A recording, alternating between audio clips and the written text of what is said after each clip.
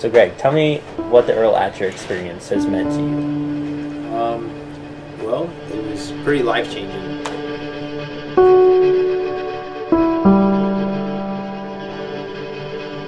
Unexpected journeys, unexpected adventures can literally be right around the corner. It's something that I'll look back on for years to come. That's when it was a little crazy finding out all that stuff from a guy who had died, you know, for 40 years ago. So, I mean, one day you're just out fishing, and next thing you know, you're on a journey of a lifetime.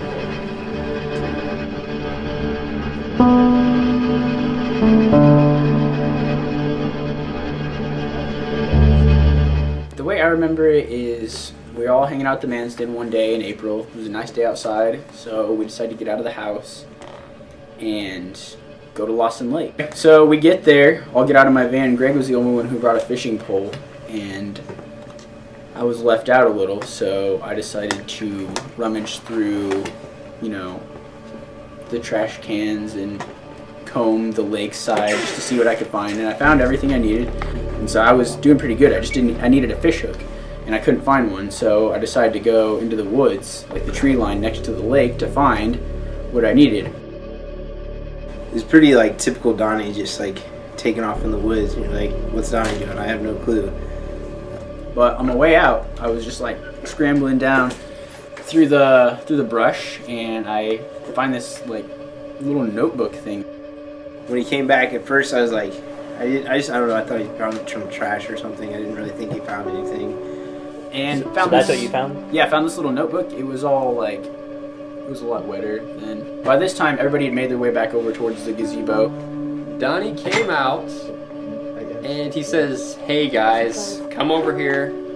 I found something." And everybody started going through it, and they were finding these like old dates and stuff, and like office of the War Department, like dates from like the 1920s. He brought that back down to the picnic table, and we were looking through that. I was like, where did you get this? Like, we need to go see what else is there. So that's when we all went. So that's when we began to rummage around the area, and we found a lot more stuff. Certificates, insurance policies, you name it. It was all there. Well, at that point, we knew we had an adventure on our hands. And so we head to the man's den and make a forensics lab. We slam all the stuff down on the table and get blow dryers and like stuff, and we're drying everything out, cleaning it off. Well, the documents in the woods, we gathered up as much as we could, as much stuff as was salvageable, and we brought it back to the man's den. What's the man's den? The man's den, it's a special place. It's Greg's basement. And we find a guy's name. We find a birth certificate, and it said Earl Atcher on it. We searched online to see kind of who this guy Earl was. Tyler and Seth and everybody were like looking stuff up. You know, we're pretty good at finding people just through information. And so, you know, we kind of combed through all the different information we had and typed his name into Google. And our main lead came from, it was a beneficiary letter. He had a $1,000 beneficiary note if he were to pass away. And it was left to his nephew, his only next of kin. And his name was Charles. Charles was one of his, was his nephew actually, and so that was the closest link that we could find to Earl. He just has the ability to talk to anybody, and so that was his job. Call up Charles. I'm getting ready to call Charles Atcher, Earl's nephew, and see what he thinks or knows about Earl, and then see if he's cool with us coming up there on Memorial Day and visiting his house and talking to him about Earl. Hey, is this Charles? Okay, Charles, my name is Donnie Edwards, and I live in Excelsior Springs, Missouri. And I think me and some of my friends found some stuff that belonged to your uncle. Did you have an uncle named Earl Atcher? And did he die in 1968? Earl Atcher. Yeah, born in 1893.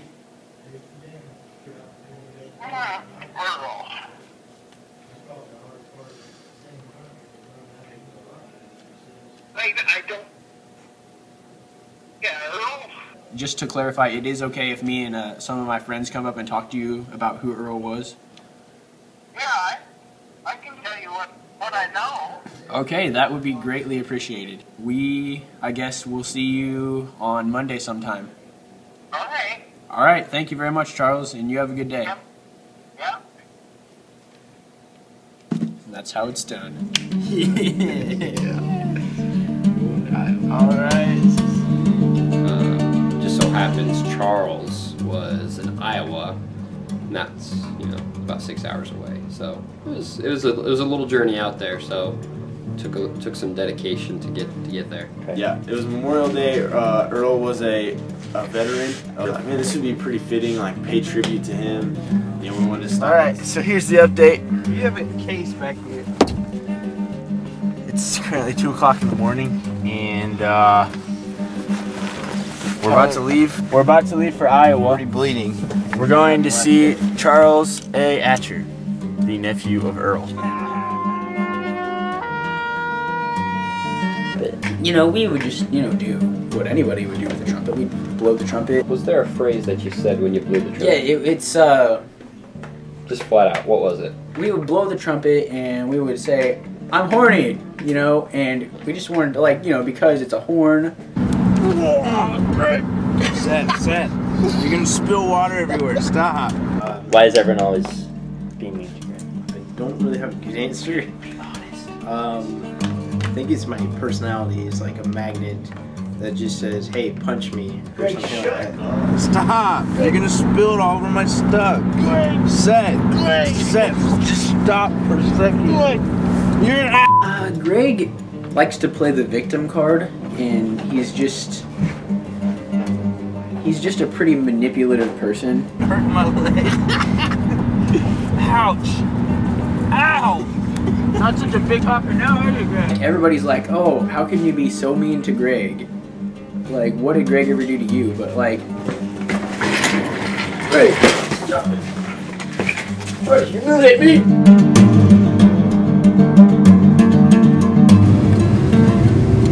As you can see, we are Iowa. about to cross into the border, the fields of opportunities. It's where the Field of Dreams was shot. Kevin Costner stepped foot in Iowa, and we're gonna be there. Chad Lang grew up in Iowa, and we're gonna be there. Who's that? Corn grows in Iowa, and we're gonna be there. And you know who else lives there? Captain Kirk was No. born in Iowa. No. Earl Atcher. Earl Atcher. That's who lives there. We're going to see Charles. It is now, what time is it? I don't know. Closer to 4. It's 4:07. Oh man. There goes 4:07. I haven't slept in 20 hours. You know what? YOLO. Paul, tell us where we're at. We are in Iowa still. Where are we at? 80. about an hour out. Gonna head to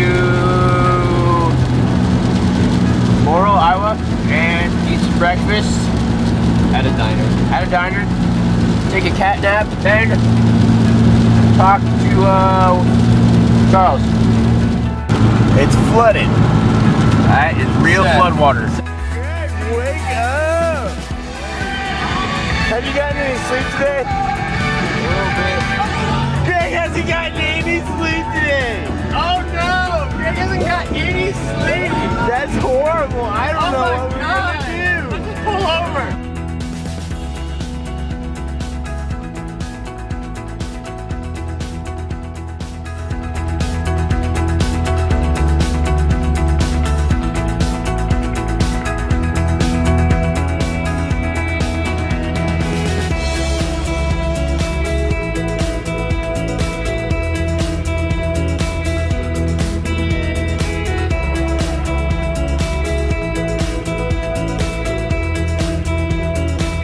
Are we going to his house right now? I was saying we passed his house. We're already Looking for the halfway.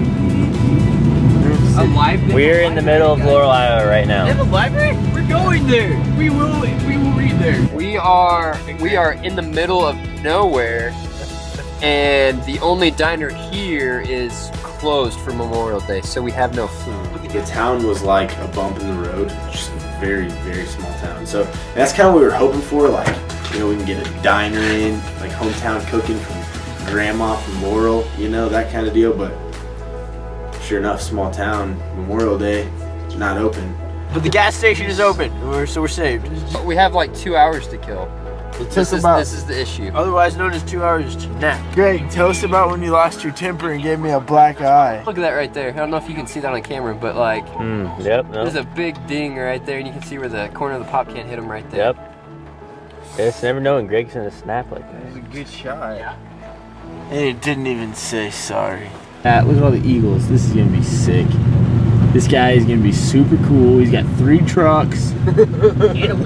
All this stuff in the back. This is gonna be awesome. We show up to Charles's house and go knock on his door. His house is picture like 1920s-ish farmhouse.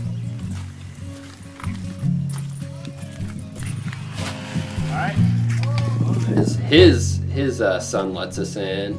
We sit down at the table in this small little kitchen with Charles, and we begin to explain to him exactly how we found this and exactly what all the documents were. Yeah, because we just found it in a pile. There's a lake down in the city of Lawson, close to where we live, and he went into the woods looking, and he just found this pile of stuff. Yeah, we were just wondering how the heck all this stuff wound up in Missouri if he lived in Iowa. And what really struck us was how old this stuff was. And it was just in the middle of nowhere. The newest stuff in here is from the 40s. And he was pretty surprised, to say the least, that we had all the stuff, and needless to say that we were from Missouri. Very curious. We just came up here for the adventure of it and just to see what we could find out. When I first got to hearing much, he had sold out his interest in a dairy farm there in Oregon. Okay. Him and some other guy was in cahoots on milking these cows. Okay. I never knew much about till he came back from Oregon. Charles didn't know a lot about Earl. He told us what he knew, and there wasn't a lot there. And it started out as this great adventure about Earl, and it turned into getting to know this guy Charles, and it was kind of cool, you know. I felt like maybe he was in a spot in life where he needed some sort of rejuvenation. I've got 3 sisters. Okay. Or I had. Yeah. The one passed away here about.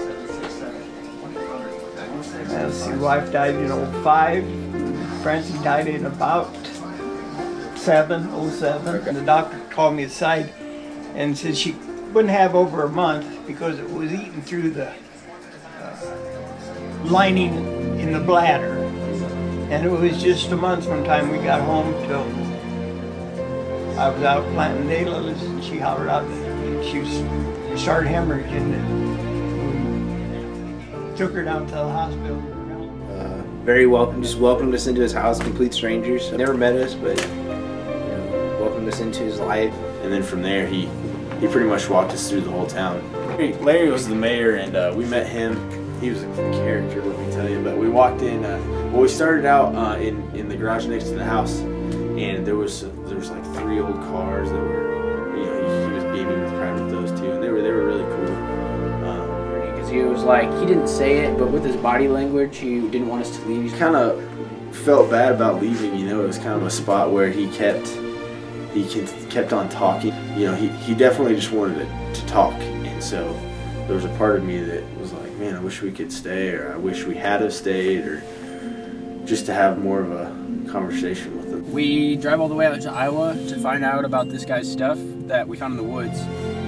And once we got there, we met this other guy and learned all about his life, and we made a new friend.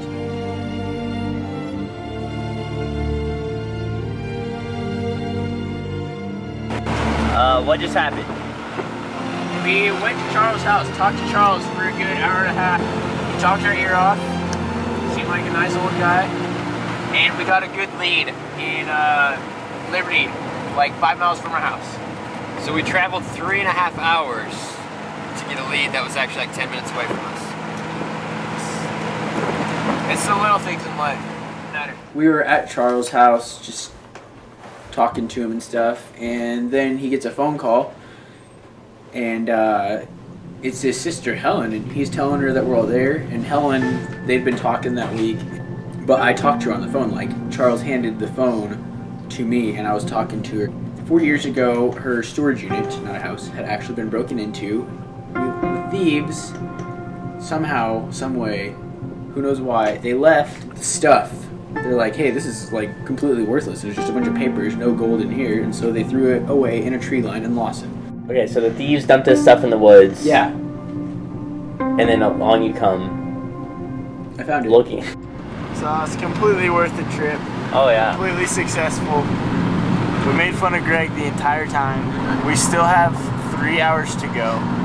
But so who knows what's gonna happen. It's gonna be wrong. Donnie's driving currently 40 miles an hour. 60 miles an hour. What have other people told you about the Earl Atcher story? He said, that's crazy. I would like to see how that story ends, Donnie.